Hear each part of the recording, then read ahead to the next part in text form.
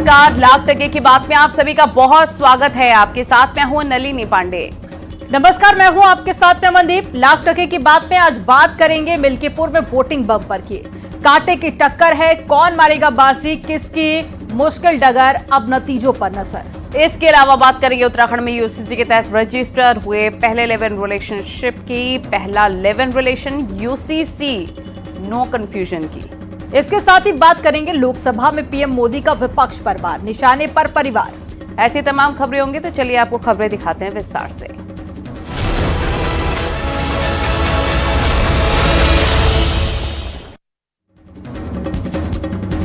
दिल्ली चुनाव के साथ में अयोध्या की मिल्कीपुर सीट पर चुनाव खत्म हो गए हैं। इस बार मिल्कीपुर में बम्पर मतदान हुआ। मिल्कीपुर में इस बार 65.35% वोटिंग हुई है, जबकि 2022 में विधानसभा चुनाव में यहां पर 60% वोटिंग हुई थी। यानी कि पिछली बार के मुकाबले इस बार मिल्कीपुर की जनता में काफी उत्साह देखा गया। 2022 चुनाव से इस बार करीब 5% ज्यादा वोटिंग हुई है। अब 8 तारीख का इंतजार है, जब नतीजे सबके सामने होंगे। लेकिन बम्पर वोटिंग के साथ ही मिल्कीपुर में आरोप प्रत्यारोप का दौर भी देखने को मिला। समाजवादी पार्टी के प्रत्याशी का पोलिंग एजेंट को धमकाते हुए वीडियो वायरल हुआ, तो अखिलेश यादव प्रशासन पर गड़बड़ी का आरोप लगाते हुए नजर आए। आपको रिपोर्ट दिखाते हैं।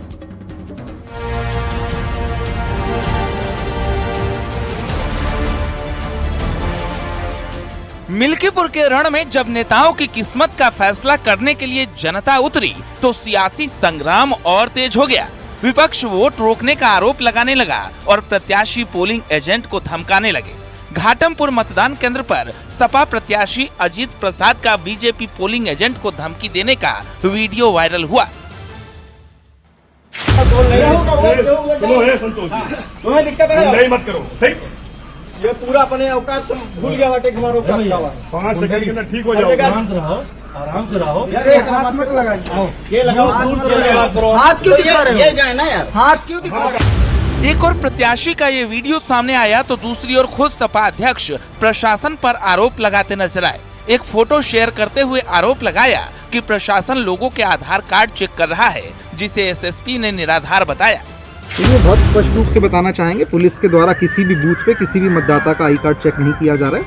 एक फोटो जो मेरे संज्ञान में आई है, जिसमें कहा जा रहा है कि मतदाता का आई कार्ड चेक किया जा रहा है, वह बिल्कुल गलत तथ्य लिखे हुए हैं। जिस व्यक्ति के बाद से उस फोटो में जो व्यक्ति दिखाई दे रहा है, वह किसी एक प्रत्याशी का बूथ एजेंट है। और कहीं जो शिकायत मिल रही है, जिसमें कहा जा रहा है कि किसी एक पर्टिकुलर राजनीतिक दल के बूथ एजेंट को वहाँ पे समस्या हो रही है, उन बूथों पर जा करके जो भी वहाँ के सभी बूथ एजेंट हैं, सबका पहचान पत्र चेक करके, सबसे पूछ करके कि उन्हें कोई समस्या तो नहीं है, उसी दौरान ली गई एक फोटो को भ्रामक तथ्यों के साथ दिया गया। बीजेपी ने भी अखिलेश के आरोप पर पलटवार किया। बीजेपी नेताओं ने कहा कि जब समाजवादी पार्टी हारने लगती है, तो अधिकारियों और ईवीएम को दोषी ठहराने लगती है। जब ये दल हारने लग जाते हैं, तो कभी ईवीएम को दोष देंगे, कभी प्रशासन को दोष देंगे, कभी दरोगा को दोष देंगे, तो कभी सरकारों को दोष देंगे, तो कभी धर्म को दोष देंगे, तो कभी जाति को दोष देंगे। इसके अलावा इनको अपनी सेवा पे तो भरोसा रहा नहीं, और सेवा के आधार पे इनको वोट भी नहीं मिलता है। तो मैं समझता हूं कि अब ये हताशा में जो आरोप प्रत्यारोप लगा रहे हैं, उन्हें महसूस हो रहा है कि मैं हार रहा हूं, और हारने के बाद मुझे क्या दुष्प्रचार करना है, उसी की भूमिका बनाने का प्रयास कर रहे हैं। निष्पक्ष चुनाव कराने के लिए चुनाव आयोग कटिबद्ध है, हम लोग भी कटिबद्ध हैं, सरकार भी। मेरी आवाज पहुंच रही हो? और उनके आरोप निराधार हैं, वो हताशा और निराशा बोल रहे हैं। वो जान रहे हैं कि हम लोग चुनाव जीतने वाले नहीं हैं, इस नाते इस तरह के बयानबाजी दे रहे हैं। उन्होंने एक योजना बनाई थी कि बाहर से बहुत से लोग बुलाकर और उनसे मतदान कराने के लिए, तो बहुत से लोग पहुंचे, तो वहां पर उसकी चेकिंग हो रही है कि कौन यहाँ का रहने वाला है, कौन बाहर का रहने वाला है। तो उसमें ये लोग पकड़ में आ रहे हैं। बहुत से ऐसे समाजवादी पार्टी के कार्यकर्ता यूट्यूबर बन के वहां पर घूम रहे हैं। तमाम आरोप और प्रत्यारोप के बीच जनता के साथ ही बड़े नेताओं ने भी वोट डाले। अयोध्या से सांसद अवधेश प्रसाद ने इनायत नगर में मतदान किया, तो रुदौली से बीजेपी विधायक रामचंद्र यादव ने घटोली में वोट डाला। दोनों ने अपनी अपनी जीत का दावा किया। भारतीय जनता पार्टी पूरी तरह से इस स्थिति में पहुंच गई कि अपने उम्मीदवार की जमानत नहीं बचा पाएगी। सबका साथ, सबका विकास, सबका विश्वास का जो नारा भारतीय जनता पार्टी का है, वो साकार हो रहा है। भारतीय जनता पार्टी का उम्मीदवार भारी मतों से जीत रहा है और आज के दिन यादों मतदाताओं में इस बात का काफी उत्साह है। समाजवादी पार्टी के पैर पहले ही चरण में उखड़ गए हैं। अब समाजवादी पार्टी का वोटर ही वोट डालने के लिए नहीं निकल रहा है, इसीलिए समाजवादी पार्टी के प्रत्याशी अजीत प्रसाद लोगों को डरा और धमका रहे हैं। भारतीय जनता पार्टी ने इसकी शिकायत चुनाव आयोग से की है और मुझको लगता है कि बहुत जल्दी इन पर प्रभावी कार्रवाई होनी चाहिए। विपक्ष के आरोप और बीजेपी के दावों के बीच निष्पक्ष मतदान पूरा कराने के लिए जिले के तमाम अधिकारी सतर्क नजर आए। जिला निर्वाचन अधिकारी खुद बूथों पर पहुंचे और शांतिपूर्ण चुनाव संपन्न करवाने का दावा किया। कुछ जगह पर मशीनें खराब थी और उसमें मुख्य रूप से वीवीपैट में कुछ समस्या आ रही थी, तो वीवीपैट ईसीआई गाइडलाइन के हिसाब से उसको रिप्लेस किया गया इंजीनियर्स के साथ में। और इसके अलावा कहीं पर अगर शिकायत थी कि एजेंट्स नहीं बनाए जा रहे, एजेंट्स को बाहर निकाला जा रहा है, तो इन सभी का तत्काल जो है मौके पे भेज के जांच कराई गई। किसी भी बूथ एजेंट के द्वारा, किसी भी राजनीतिक दल के किसी बूथ एजेंट के द्वारा कहीं से कोई शिकायत हमको नहीं दी गई है। बाकी लगातार सभी वरिष्ठ अधिकारीगण फील्ड में मौजूद हैं, सभी ड्यूटीज़ हमारी लगी हुई हैं, सभी सुनिश्चित करवाने की शांतिपूर्ण ढंग से मतदान संपन्न हो। पूरे उत्साह के साथ मिल्कीपुर का चुनाव पूरा हुआ। अब फैसला 8 फरवरी को होगा, लेकिन जिस तरह आरोप प्रत्यारोप का दौर चल रहा है, सपा और बीजेपी आमने सामने दिख रही है, वोटिंग परसेंटेज जिस तरह का हुआ है, उससे फाइट टाइट हो गई है। अब इंतजार रिजल्ट का है। Bureau report, news 18।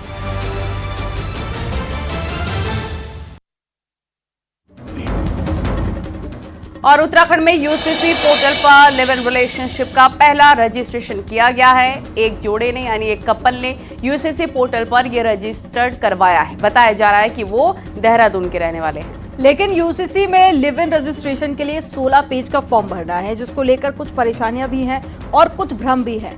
आज हम आपको लिव इन रिलेशन रजिस्ट्रेशन से जुड़ी हर कंफ्यूजन को दूर करने वाला रिपोर्ट दिखाते हैं।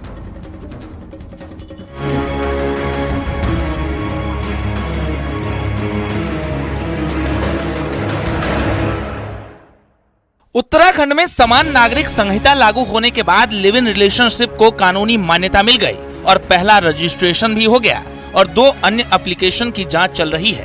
पहला रजिस्ट्रेशन जिनका हुआ है वो जोड़े यानी लड़का और लड़की दोनों हिंदू बताए जा रहे हैं। यूसीसी में लिव इन के लिए पहला रजिस्ट्रेशन, देहरादून में एक जोड़े ने करवाया रजिस्ट्रेशन, 2 अन्य एप्लीकेशन पर हो रहा विचार। रजिस्ट्रेशन के लिए 16 पेज का फॉर्म भरा गया। लिव इन जोड़े की पूरी जानकारी गोपनीय रहेगी। पोर्टल पर पूरी तरह से गोपनीय है डेटा। सिर्फ रजिस्ट्रार देख सकेंगे पर्सनल जानकारी, अन्य किसी तरह से जानकारी नहीं दी जाएगी। यूनिफॉर्म सिविल कोड के तहत लिव इन रिलेशनशिप में उत्तराखंड में पहला मामला रजिस्टर्ड हुआ है। एक दंपति ने इसमें रजिस्ट्रेशन करवाया है। इसके अलावा 2 अन्य जोड़ों ने भी इसके लिए आवेदन किया है, जो अभी जांच के प्रोसेस में हैं। उत्तराखंड में लिव इन रिलेशनशिप में रहने के लिए अब आपको अनिवार्य रूप से रजिस्ट्रेशन कराना होगा और यदि आप रजिस्ट्रेशन नहीं कराते हैं तो इसके एवज में आपको 6 महीने की जेल भी हो सकती है या फिर 25,000 का अर्थदंड भी आप पर लगाया जा सकता है या फिर दोनों ही सजाएं आप पर तय की जा सकती हैं। हालांकि यूनिफॉर्म सिविल कोड लागू होने के बाद अस्तित्व में आए लिव इन रिलेशनशिप के रजिस्ट्रेशन की ये प्रक्रिया को लेकर बहस छिड़ी हुई है। विपक्ष इसका लगातार विरोध कर रहा है तो युवाओं में भी इसको लेकर नेगेटिव राय है। यूसीसी लागू होने के बाद लिव इन रिलेशनशिप पर उत्तराखंड में नई बहस छिड़ी हुई है, लेकिन उसमें एक परेशानी 16 पन्नों का रजिस्ट्रेशन फॉर्म भी है। मैं आपको दिखाता हूं कि वो प्रक्रिया किस तरीके से होती है और मैं अपने साथी से कहूंगा वो थोड़ा सा इस स्क्रीन की ओर दिखाएं। ये स्क्रीन जो है दरअसल ये यूसीसी की पोर्टल है जिसमें सबसे पहले रजिस्टर कराना होता है। मैंने इसमें अपना रजिस्ट्रेशन करा रखा है, तो ये इस तरीके से रजिस्ट्रेशन करा रखा है। अब ये बोलता है सर्विसेज आप क्या लेना चाहते हैं, तो यहाँ पर शादी के रजिस्ट्रेशन की बात है, तलाक लेने की बात है, लिव इन रिलेशनशिप, ये देखिए ये कॉलम, ये जब आप यहाँ अप्लाई करते हैं तो ये 2 चीज को मांगता है कि आप नए लिव इन रिलेशनशिप को रजिस्टर कराना चाहते हैं या जो ऑलरेडी एक लिव इन रिलेशनशिप है उसके लिए आप दोबारा से उसे एक्सटेंड करना चाहते हैं, उसके लिए सर्टिफिकेट आप चाह रहे हैं। तो जब आप यहां से अप्लाई करेंगे तो इसमें पहला कॉलम ही ये आता है कि रजिस्ट्रेशन की डिटेल है। तो यहां आपको बताना पड़ेगा कि रिलेशनशिप के लिए आप लिव इन रिलेशनशिप यानी साथ साथ रहने के लिए, बिना विवाह के साथ साथ रहने के लिए अप्लाई कर रहे हैं और आप लोकेशन कौन सी जगह से हैं, इस तरीके से लोकेशन आप करेंगे तो आप उत्तराखंड के हैं, उत्तराखंड से बाहर के हैं, ये इसमें बताना होगा। इसके बाद जब ये डाल दिया तो अगला चरण जाएगा, फिर जो महिला है लिव इन रिलेशनशिप में, उसका आधार नंबर यहाँ डालना है और इस तरीके से उनकी पूरी इंफॉर्मेशन, महिला का नाम, डेट ऑफ बर्थ, इस तरीके से सब कुछ ढेर सारी डिटेल इसमें मांगी गई है। उनका नेशनैलिटी क्या है, राष्ट्रीयता क्या है, रिलीजन क्या है। सबसे महत्वपूर्ण पार्ट ये देखेगा कि वो हिंदू हैं, क्रिश्चियन हैं, इस्लामिस्ट हैं, सिख हैं, इस तरीके से अलग अलग रिलीजन की बात है। क्या उनके पहले कोई लिव इन रिलेशनशिप थे, इसकी भी जानकारी देनी है। ये जब दे दिया तो इसके समर्थन में यहाँ डॉक्यूमेंट लगाने हैं और डॉक्यूमेंट जो आपने लगा दिए इसमें भी अलग अलग है, फोटो लगनी है, फोटो पुरुष की लगनी है और उसके बाद लास्ट में होना है डिक्लेरेशन कि मैं इस चीज की घोषणा करता हूं। 16 पन्नों के फॉर्म में कुछ ऐसे प्रावधान भी हैं जिनको लेकर लोगों में भ्रम है। एक भ्रम यह है कि लिव इन में रहने के लिए धर्म गुरुओं से अनुमति लेनी होगी, लेकिन ये पूरी तरह गलत है। ऐसा प्रावधान यूसीसी के नियमावली में नहीं है। उसमें ऐसे रिश्तों के मध्य क्योंकि विवाह अनुमन्य नहीं है तो क्या आप लिव इन अनुमन्य करेंगे? बिल्कुल नहीं करेंगे। लेकिन फिर भी कुछ समुदाय ऐसे हैं जिसमें कजन मैरिज होती है, तो वो उनके ट्रेडिशनल कस्टम्स और उनके अपनी परंपराएं हैं, तो उनको इसमें संरक्षित करा गया है, उनको इसमें एग्जेम्प्ट करा गया है। तो यदि अगर कहीं मामा और बुआ के बच्चों में विवाह होता है और वो परंपराएं लंबे समय से चली आ रही हैं, तो वो यदि लिव इन में रहना चाहते हैं ऐसे दो लोग, तो उन्हें सहूलियत दी गई है कि वो एक ये सर्टिफिकेट अपने धार्मिक गुरुओं से ये दिला देंगे कि इस समुदाय में ये परंपराएं लंबे समय से चली आ रही हैं, जिसके कारण उनका लिव इन पंजीकृत हो सके। तो ये सहूलियत दी गई है। यानी लिव इन में रहने के लिए किसी पंडित या मौलवी की अनुमति नहीं लेनी होगी, लेकिन ये प्रावधान विशेष समुदाय के लिए दिए गए हैं जिनमें कजन मैरिज जैसी प्रथाएं हैं। उनमें भी उनके धर्म गुरु सिर्फ ये बताएंगे कि उनके समुदाय में ऐसी प्रथा है या नहीं। सरकार का दावा है कि लिव इन में रहने के लिए दी गई जानकारी पूरी तरह से इनक्रिप्टेड होगी, यानी पूरी गोपनीयता रखी जाएगी, लेकिन लोगों का मानना है कि इससे उनकी प्राइवेसी को खतरा है। वो उनका पर्सनल मैटर है, कुछ भी करे अपना अपना पर्सनल मैटर। मतलब अब मैच्योर हो गए लोग तो अपना पर्सनल मैटर अच्छा बुरा समझ सकते हैं। सरकार को इस चीज में ज्यादा दखल अंदाजी करनी नहीं चाहिए मेरे हिसाब से। अगर कोई मतलब अपने रिलेशनशिप में है उसके लिए बहुत गलत है, क्योंकि उनकी प्राइवेसी में बात जा रही है। और मैं इसकी मतलब बिल्कुल नेगेटिव पॉइंट ऑफ व्यू है मेरा, क्योंकि हमारी जो गवर्नमेंट है वो मतलब बिल्कुल जैसे कि कंस्ट्रक्शन हो गया, घर हो गए, लोगों की गरीबी हो गई, इनमें ध्यान ना देते हुए बस इस चीज में वो ध्यान दे रहे हैं कि गर्ल्स बॉयज उल्टे सीधे चीजों में ध्यान दिया जा रहा है। काफी हद तक इसमें सामाजिक समस्याएं जिस प्रकार है, सामाजिक जीवन को जिस प्रकार सही दिशा में ले जाने का काम किया गया है, काफी सराहनीय काम है। आप इसमें एक अगर पॉइंट देखेंगे कि कहीं ना कहीं इसमें कहा गया है कि यदि किसी कपल को रिलेशनशिप में रहना या लिव इन में रहना है, उसे कहीं ना कहीं रजिस्ट्रेशन कराना होगा और तलाक संबंधी भी इसमें बातें हैं, तो वो कहीं ना कहीं एक सही समाज की दिशा की ओर एक कदम है। बहरहाल यूसीसी और खासकर लिव इन रिलेशनशिप के रजिस्ट्रेशन को लेकर विवाद और बहस के बीच लिव इन का पहला रजिस्ट्रेशन पूरे देश में चर्चा का विषय बना हुआ है। देहरादून से सुनील प्रभात, न्यूज़ 18।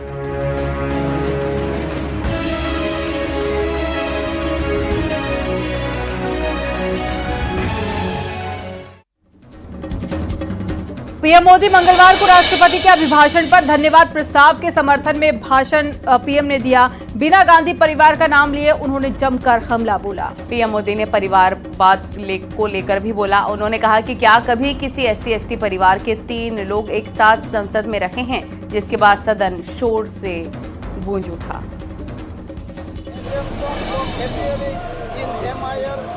एक ही परिवार के 3 सांसद कभी हुए हैं क्या? कुछ नेताओं का फोकस घरों में जकूजी पर, स्टाइलिश शावर्स पर, मीडिया में ज्यादा ही चर्चा हो रही है, सोशल मीडिया में और अधिक हो रही है। सुनने के लिए तो पूरी करीब 1.5 घंटे की स्पीच कमाल थी, लेकिन विपक्ष का नाम लिए बिना कैसे पीएम ने गिन कर और चुन कर जवाब दिए, वो कमाल था। लेकिन सबसे बड़ा मास्टर स्ट्रोक पहले। कोई मुझे बताएं, क्या एक ही समय में संसद में SC वर्ग के एक ही परिवार के 3 सांसद कभी हुए हैं क्या? एससी वर्ग के एक ही परिवार के 3 सांसद कभी भी हुए क्या? कोई मुझे बताए कि एक ही कालखंड में, एक ही समय में संसद में एसटी वर्ग के एक ही परिवार के 3 एमपी हुए हैं क्या?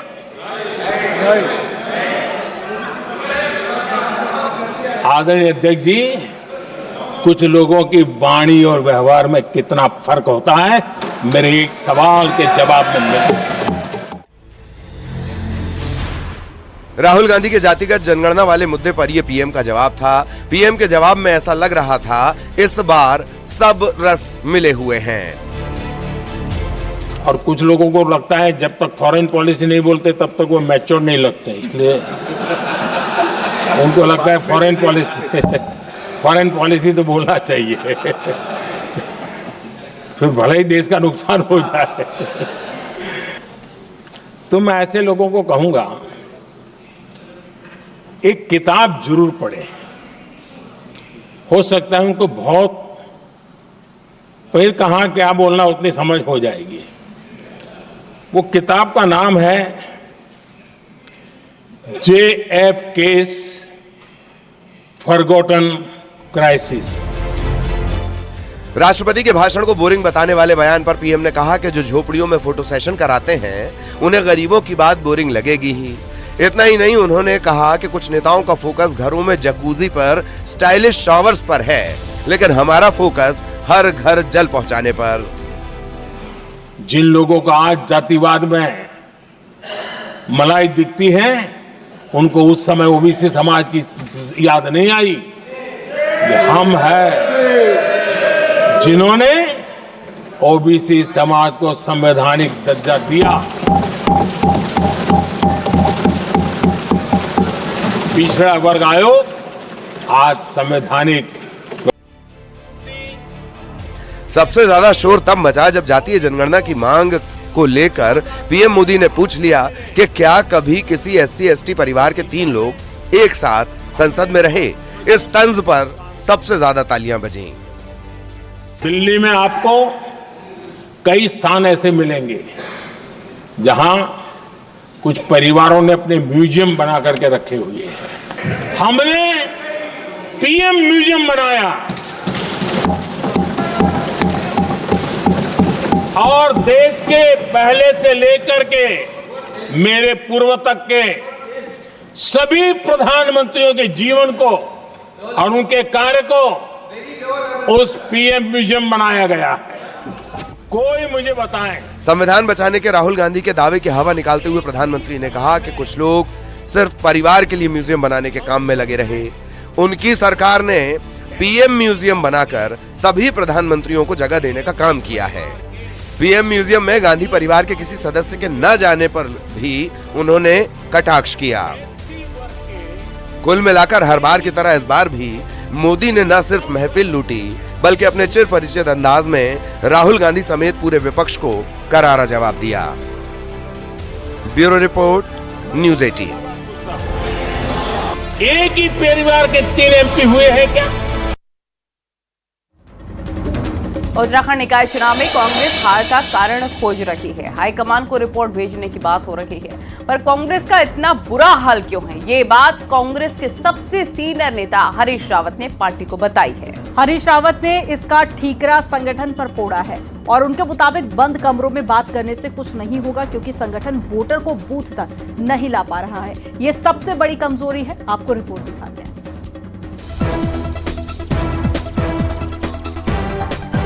2014 के बाद लगातार चुनाव हार रही कांग्रेस को हार की वजह पता नहीं चल पा रही है। हर चुनाव के बाद बंद कमरे में बैठकें होती हैं, लेकिन फिर कांग्रेस चुनाव हार जाती है।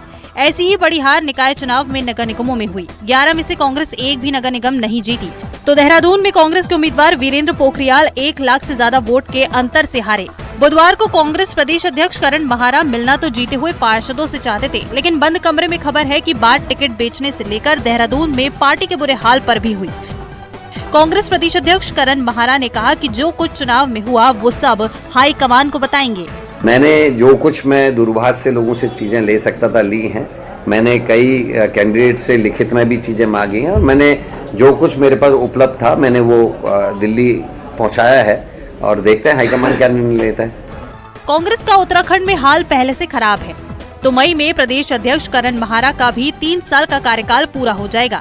ऐसे में सवाल है कि क्या बंद कमरों में हार पर बात करने से बात बन जाएगी। पूर्व सीएम और खुद प्रदेश अध्यक्ष रहे हरीश रावत ने पहली बार इस बार बड़ा बयान दिया और ठीक रात संगठन पर फोड़ा है। हरीश रावत के मुताबिक बंद कमरों में बात करने से कुछ नहीं होगा, क्योंकि संगठन वोटर को बूथ तक नहीं ला पा रहा है। ये सबसे बड़ी कमजोरी है। बंद कमरों में शीर्ष स्तर पर होनी चाहिए कि क्या है कमजोरी, सबको मालूम है। जब तक खुल करके चर्चा नहीं करेंगे, उस कमजोरी का निदान नहीं करेंगे, कुछ नहीं होने जा रहा है। हमारे पास वातावरण बन जाता है, अच्छे लोग हैं हमारे पास, अच्छे उम्मीदवार होते हैं, लेकिन जो संगठनात्मक स्थिति है वो कमजोर है। संगठन लोगों को जोड़ करके बूथ तक नहीं ला पा रहा है, तो वो बूथ तक लाने वाले लोग हमको लगाने हैं। कांग्रेस पार्टी में मैनेजमेंट पहले ही कमजोर था, ऊपर से कमजोर संगठन की बात कहकर पूर्व सीएम हरीश रावत ने कई सवाल खड़े कर दिए हैं और अभी से कांग्रेस की 2027 की तैयारी पर सवाल खड़े हो चुके हैं। देहरादून से न्यूज 18 के लिए दीपांकर भट्ट के साथ ब्यूरो रिपोर्ट। और यहाँ पर वक्त हो गया एक छोटे से ब्रेक का, लेकिन न्यूज 18 पर खबरों का सिलसिला लगातार जारी है।